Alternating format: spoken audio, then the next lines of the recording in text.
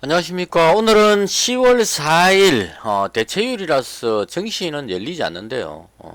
안내드릴 사항이 있어서 방송을 만들게 되었습니다.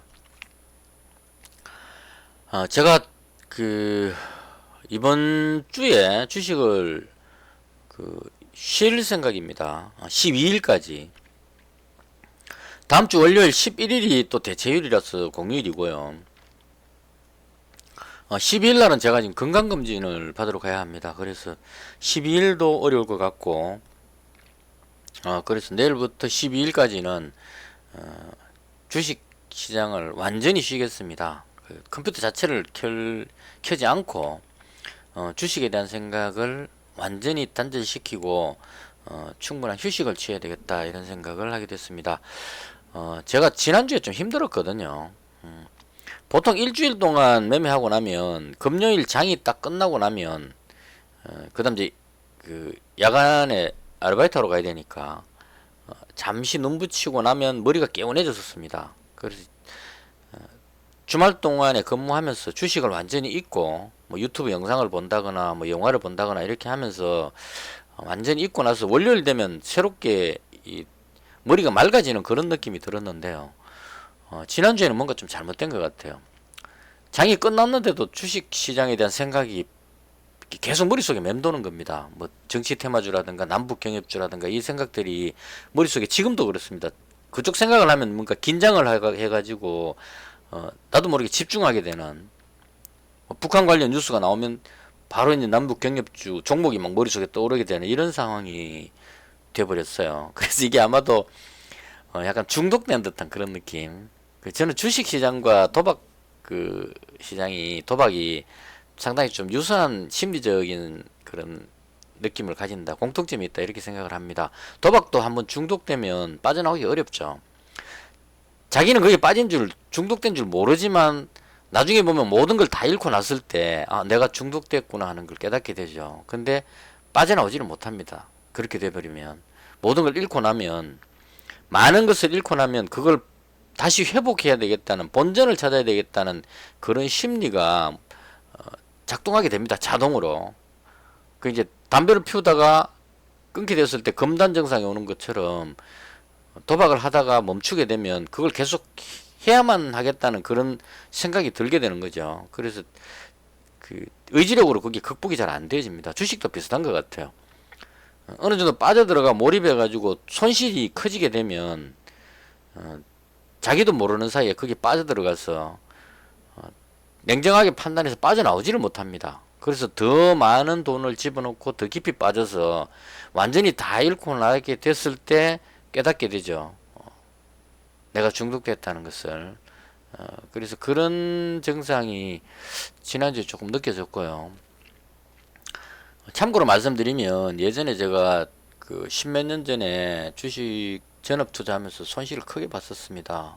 그때가 제 인생에 상당히 위험한 중대 고비였던 것 같은데요. 다행히 그때 멈출 수가 있었습니다. 상당히 힘들었지만 그때 이제 제 아내한테 그, 지금 생각해도 상당히 고맙게 생각을 합니다. 그렇게 주식으로 날려 먹었는데도 안 쫓아내고 데리고 살고 있는 거 보면, 그래서 제가 항상 제 와이프한테 감사하게 생각하고 그 돈을 제가 가지고 있지는 않습니다. 저는 제가 주식하고 있는 이 현재 이 돈 1233만 원, 이게 제 전 재산입니다. 모든 건 다 이제 집사람 쪽으로 뭐 많진 않지만 주식하는 사람은 적어도 돈을 가지고 있으면 안 됩니다.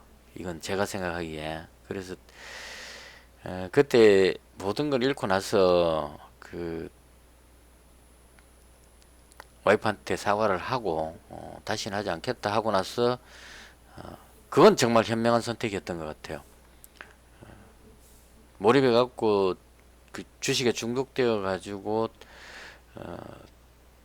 엄청난 돈을 잃어버린 것은 큰 실수였지만 어느 시점인가 안 되겠다 싶은 그 벼랑 끝에서 멈출 수 있었던 건 정말 제 인생에서 가장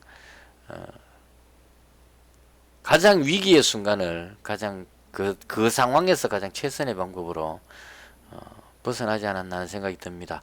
그리고 제가 13년 정도 그 주식에서 완전히 벗어났었어요. 중독 증상이 있는 것 같으니까 벗어나기 위해서 맨 처음 한 8개월 정도는 그 바닷가에, 부산의 그 광안리 바닷가에 주차장을 했습니다. 그 주차장을 찾았던 이유는 주차장에는 그때 TV도 없고 신문도 없고 아무것도 없었거든요. 그냥 난로 하나에 침대가 전부였습니다. 그 컨테이너로 된 그 관리 사무실이 거기서 그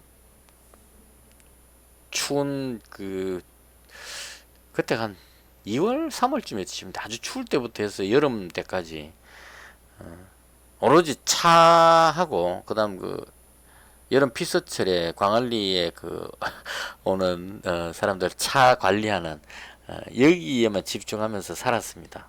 그래서 그렇게 하고 나서 그다음 이제 PC방 5년, 편의점 5년, 뭐 마트 3년 이렇게 하면서 중독에서 좀 벗어날 수 있었던 것 같습니다. 그리고 나서 이제 그 부업 삼아 취미 삼아 지금 하고 있는 겁니다. 그래서 그 당시 때 모든 걸 잃고 나서 이건 그 주식하는 사람들은 언제든지 중독될 수 있다는 생각을 계속 했었고요. 그러지 않으려고 노력을 했습니다. 그래서 제가 가진 이것 외에 모든 것은 집사람한테 다, 제 와이프한테 다 맡겨버렸죠. 그럼 이제 돈이 더 있으면 있을수록 위험합니다. 주식하는 사람은. 그래서 제가 아무리 저는 잃더라도 이 돈 이상은 잃지를 않습니다. 제가 가진 게 이것밖에 없기 때문에 그래요. 그래서 그런 관점으로 한 일주일 정도 쭉 지나고 나서 주말이 됐을 때 머릿속에서 그게 떠나지 않는다면 중독 증상이 나오는 거다 이런 생각이 들어서 이걸 벗어나는 방법은 쉬는 방법이 가장 좋다고 생각을 합니다. 안 보면 되거든요. 주식시장 자체를. 그래서 11일까지는 쉬고 12일 날 건강검진이 있기 때문에 이때까지 쉬고 13일 날 다시 돌아오도록 그렇게 하겠습니다. 그리고 쉬는 동안에 제가 이 매매하는 방법에 대해서도 다시 한번 조금 검토를 해볼 생각이고요. 그리고 유튜브 영상 제작도 조금 다시 한번 생각해 봐야 되지 않을까 싶습니다. 과연 이게 구독자분들한테 도움이 되는 것인가 하는 부분에 대해서 좀 생각해 볼 필요가 있을 것 같아요. 그러니까 처음 제가 그 7분인가 15명 쯤이었던 것 같아요. 처음 시작할 때. 그래서 100명이 되기 전에 방송할 때 항상 제 방송을 보시는 분이 100명만 넘어가면 저는 계속 주식을 방송을 할 것이다 이렇게 말씀드렸는데 지금은 유튜브 방송도 너무 몰입하는 것 같아요. 너무 긴 시간 동안 많은 이야기들을 하는 것 같고 그게 오히려 들으시는 분들한테 좀 지루한 느낌을 가질 수도 있겠다 이런 생각이 들어서 유튜브 방송에 대한 생각도 조금 정리를 해볼 필요가 있지 않을까 이런 생각이 듭니다. 혹시나 이 방송을 보시는 분이 계시면 아무 의견이나 괜찮습니다. 제 방송을 보면서 어떻게 하면 좀 더 좋겠다는 이런 긍정적인 부분 혹은 이런 부분들은 좀 안 했으면 좋겠다 이런 부분들 여기에 대한 의견들이 있으시면 댓글에 남겨주시면 제가 참고를 해서 다음 새롭게 시작할 때 그때 참고를 하도록 그렇게 하겠습니다. 끝으로 이제 제가 지금 최근에 나이 좀 먹고 나서 생각하는 건데요. 행복이라는 부분에 대해서도 한번 생각해 보실 필요가 있지 않나 싶습니다. 제가 대학교 졸업하고 나서 중소기업에 근무를 했었습니다. 뭐 컴퓨터 학원 강사부터 해서 쭉 하다가 그리고 제 큰아들 태어나고 나서부터 이 가족 부양 이 부분에 이제 본능적으로 그렇게 했던 것 같아요. 정신없이 일했습니다. 중소기업 근무해서는 대한민국 지금은 뭐 어떻게 되는지 모르겠지만 그 당시 상황으로 봤을 때 중소기업 월급 가지고는 아들을 키우기가 쉽지 않다 이런 생각이 들어서 그래서 이제 회사에 사표를 쓰고 자영업의 시장에 뛰어들었고요. 12번의 업종을 거치면서 정말 나름대로는 열심히 했습니다. 제 와이프도 같이 그 신랑 잘못 만나가지고 고생 많이 했습니다. 편의점 5년 할 때는 와이프도 저도 쉬는 날짜가 5년 동안 5일 정도 쉬었습니다. 공휴일이 없이 달렸다는 얘기입니다. 계속. 때로는 근무자가 빵꾸 내면은 하루 종일 근무 쓸 때도 있었고, 명절 같을 때는 카운터 뒤에 그 박스 깔고 그 위에 이불 깔고 해서 거기서 자면서까지 근무를 했었습니다. 근무자가 없었기 때문에. 그 마지막 5년차 될 때는 와이프도 한번 쓰러져 갖고 병원에 링거 맞았었고요. 저도 그 한번 링거 맞고 최악의 상황이 됐었죠. 그리고 나서 이제 편의점을 멈추고 마트 생활을 좀 하고 지금 이제 멈춰 있는 상태인데요.